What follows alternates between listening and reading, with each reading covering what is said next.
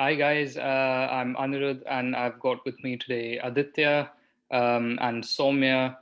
And we are in this video going to give you a brief overview about moving to the UK with a child and the challenges that come along with it. And we'll try and answer some of the most common questions that pop to mind about all of this.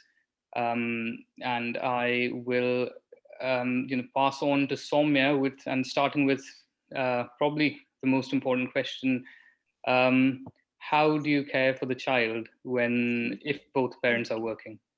Yeah. Yeah. Hi guys. Hi again. I am talking from my experience of moving into this country with a toddler and now who's into school going age. It is definitely for two working parents in whatever field you might be in. With a child to manage just by yourself is a bit of a daunting task, not impossible. And if you plan well in advance and you're aware what to do, it would be a smooth process. Of course, initially you will find your hitches, but if you plan well and you go along, you should be able to find your way. And yeah. So essentially, I think you're the most important person today, Soumya, because me and Anirudh don't have that experience with us. Yeah. And Yeah. So yeah, I completely, and I'm sure there'll be many parents who are in the same bracket that I came. I was wanting to have this kind of video when I moved in.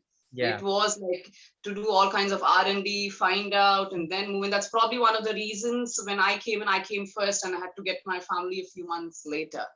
I can talk about the options in terms of how you will find when your child is in the before going to school, and once the child goes, what's the childcare options prior to a child from birth, probably from an infant to school going age, and from school going to afterwards. Right. So that's probably how it's easier to talk about. Yeah. Right. So I think let's start with the first thing, because so when you came in, you can just talk about how easy it was for you to look for childcare and what that process was for you.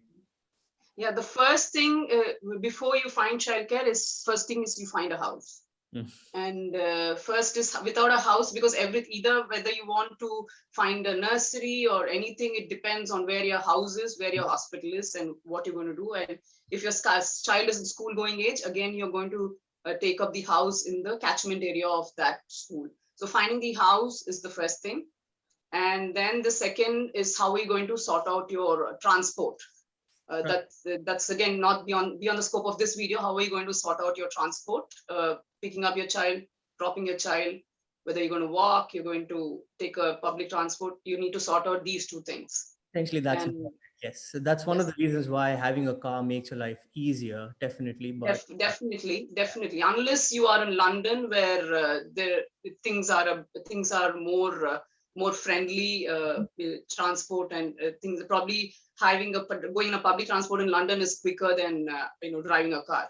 So except for that, I guess otherwise, my personal recommendation, even for who are either parent who doesn't know to drive, the quicker you learn to drive, things do get easier. Yeah. So how was your experience with regards to my experience?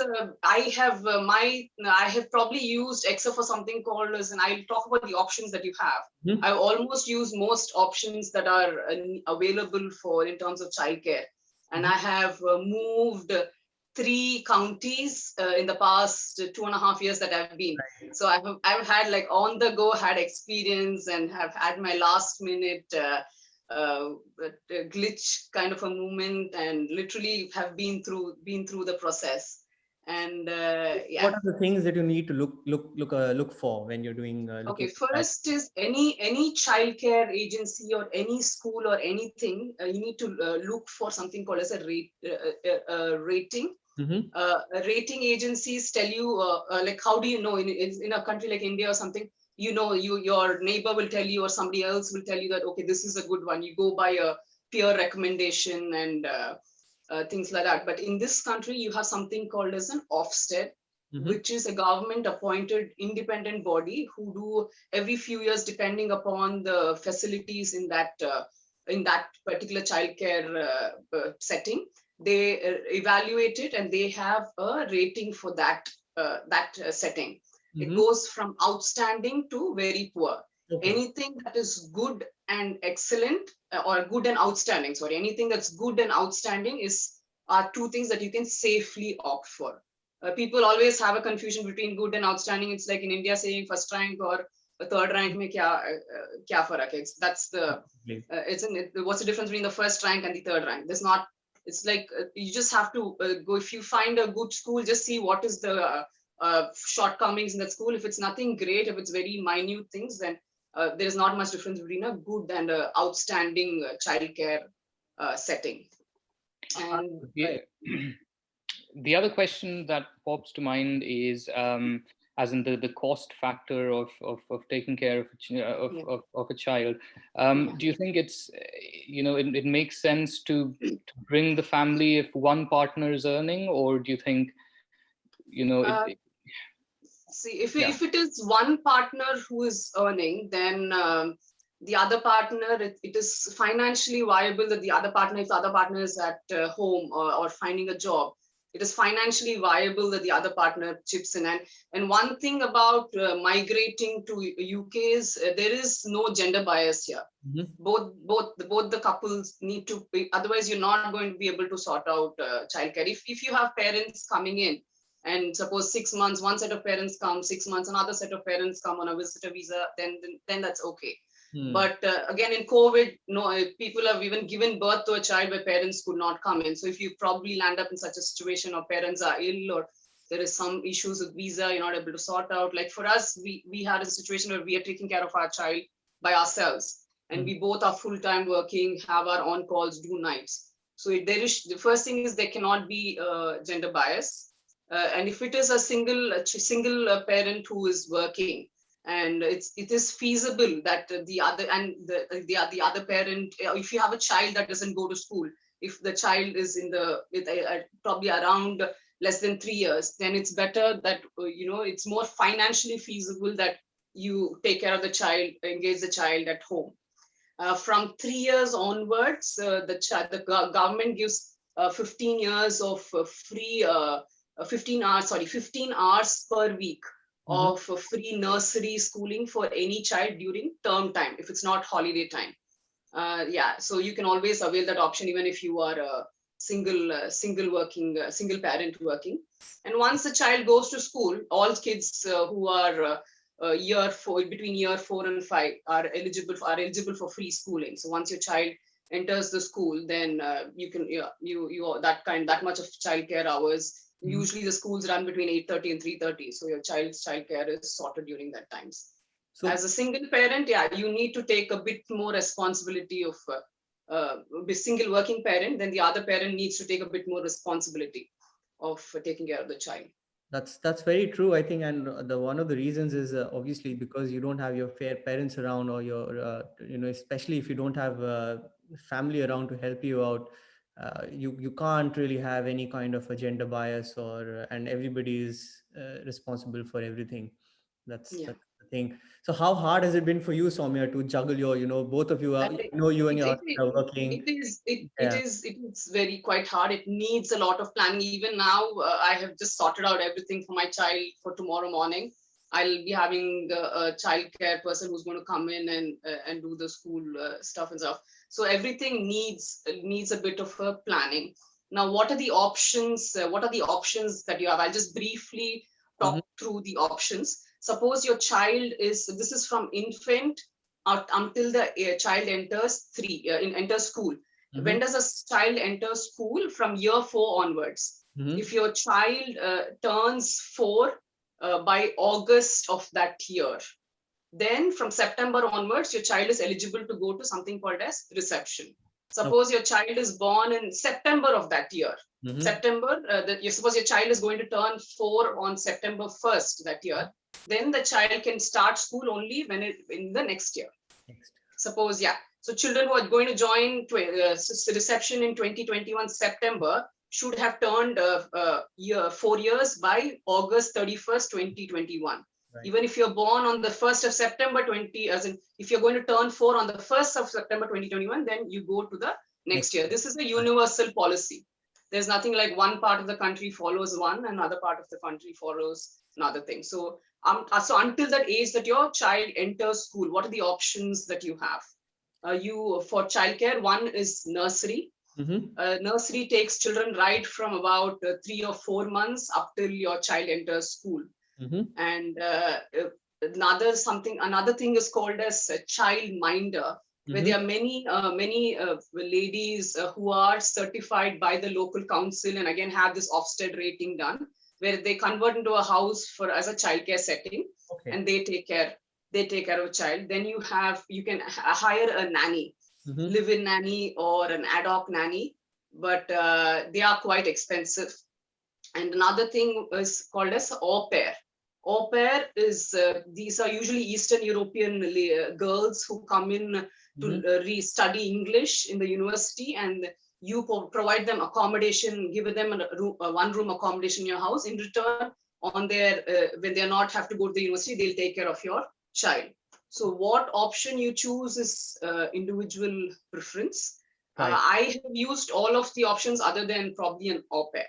Okay. And most of them, if you go by the rating and you go see the reviews on Facebook, you go to the place, have a feel, have a look, you will get a feeling of whether this is meant for us or not. Not right. And another thing that I've seen or heard, so a lot of people, what they do is that if you have somebody in your neighborhood who has a child care as well, you can share a nanny as well in the same house. Yes, but that is something that you need to speak with the nanny agency. Another thing that I would want to mention here is please go for registered bodies. There are a few people who kind of do it like a part-time thing, but they're not registered with any agency. I wouldn't be comfortable to leave a child, because here social care services, even in our hospital, say there's something called as a safeguarding team, a pediatric safeguarding team. So social care is very, very stringent in terms of how you take care of your child. Up till age 11, you can't leave your child alone. And if it's your responsibility to give the care of your child to a responsible person. So if it is not a registered person, I would be a little apprehensive about that. But if it's a shared nanny and stuff, you need to speak with the agency, speak with the nanny, have a contract, and go about it and see if they have a DBS check. All of us have a DBS check. That's something called similar to a police clearance in our country, and they have a insurance required to take care of the child. If they have the first aid required to take care of the child, the required car insurance, business car insurance, they have a car seat. So please make sure that they have all the security kind of checks and things in place before you opt for any of the individual, like a nanny kind of childcare options. Yeah. Right. One of the other questions that I've been asked by a few people is, should I send my child to a public school, or should I think of sending him to a private school? So what is your opinion on that? See, that is something that is individual opinion, and also depends on which area you live in. Like for example, most people when they have a child in the school going age, they tend to move into an area which has a lot of good schools, and those areas are where the property prices are automatically high. Even renting there is pretty high. And public versus private school, it's completely parental decisions. I'm happy with the way the public school here teaches. A few parents feel that although the teaching methods between the public and the private school is same, private school has a bit more extracurricular activities and things like that. So they would prefer to go for that. Again, like I said, go by their Ofsted rating, and every school will have an all over the UK ranking. So you can probably, if you're moving into the country, you can choose, you can probably shortlist a set of schools in that area. And based on that, you can select the house, put that postcode put that school's postcode on Rightmove or Zoopla, and search for a school within 0.5 to 0.8 miles radius of that school. And yeah, if you're moving in during school application time, that's between November and January. It's like, suppose if somebody's applied for 2021, they should have applied between November 2020 and January 2021 for that placement in that school.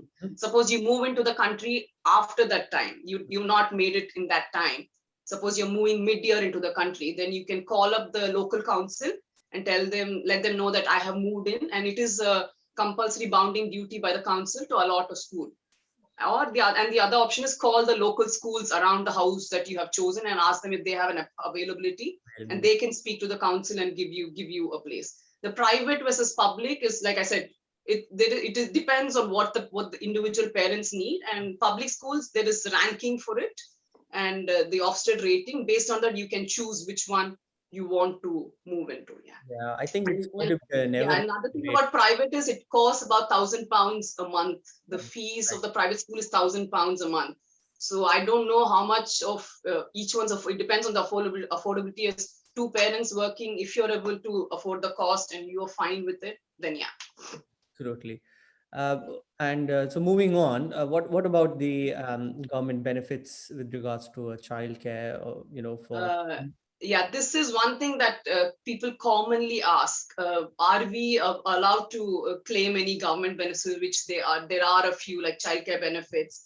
And once your child goes into the up 3 years plus, that is where your child is eligible for nursery, then the people who are citizens or ILR holders in this country are eligible for something called as 30 hours per week. So 30 hours per week is free for that child during the term time.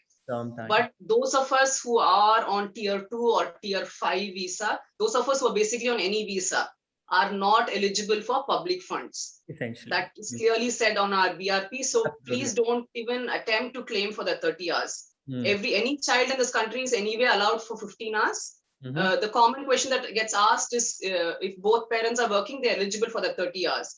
They're like, both of us are working, can we apply for the 30 hours? Or some friend of ours is on a visa, has got this 30 hours. Maybe the council was not aware and they gave that 30 hours for a working couple who are on visa, but it means you're using public funds, which is being dishonest, and it might affect your future in this country. So if you are on a visa, even if both parents are working, don't even apply for that 30 hours a week for nursery placement. It's only 15 hours. Yeah. Right. I think that's very important now. I think any final suggestions that you have for our viewers? Fine. Just about one thing I want to mention in terms of the cost. I forgot to mention about the cost of whether a nursery is cheaper or childminder is cheaper or a nanny is cheaper. It depends. First thing, it depends, like your house rent varies within different part of the country. Again, London is the most expensive. You might end up spending as much as 1,500 to 1,600 pounds for a nursery for your child per month. While in a region like Midlands or Northwest or Manchester, you might spend about 800 to 900 pounds a month. So cost is one thing. Among the childcare options that are there, the most expensive is nanny. To have a full-time nanny, you might probably end up paying most of your salary to the nanny. So most people, what they prefer to do is, if you have 2 children, yes, maybe. If you have more than 1 child, no, I would not put as 2 children. If you have more than 1 child, maybe a live-in nanny option works, because you're not paying for individual child to that childcare setting. But if you have 1 child, most of your earning would go in for that live-in nanny. So yeah, the most expensive among all this is the nanny. Yeah, there's the nanny, but rest of it, as long as you have your security checks in place, and yeah, things should work. And planning is the key. Planning and being prepared is the key. Perfect. Great. Anirudh, is there something that you want to add? Nothing. I think Sowmiya has covered it all. I mean, neither me nor you have any experience of all of this. So nothing pops to my mind. But thanks, Sowmiya, for, I think that was a very detailed and a very comprehensive sort of discussion on all aspects of moving to the UK with a child. Absolutely. I'd still say this is just a tiny chunk of what you would experience, but yeah, at least this gives you an overview of, and one website which I would suggest is childcare.co.uk. And also check your local council website on what are the childcare options that are available. These two help you a lot in getting registered people who you can trust, basically. Because that is with a child, that's the biggest worry that you have. So yeah. Absolutely. I think that's a lot for us to learn as well. And in the future, and some distant future, we'll all give you a ring asking for more help. So Yeah. I think we're going to wrap it up there. Thank you for coming in, Sowmiya. Thanks, Anirudh. Thank you.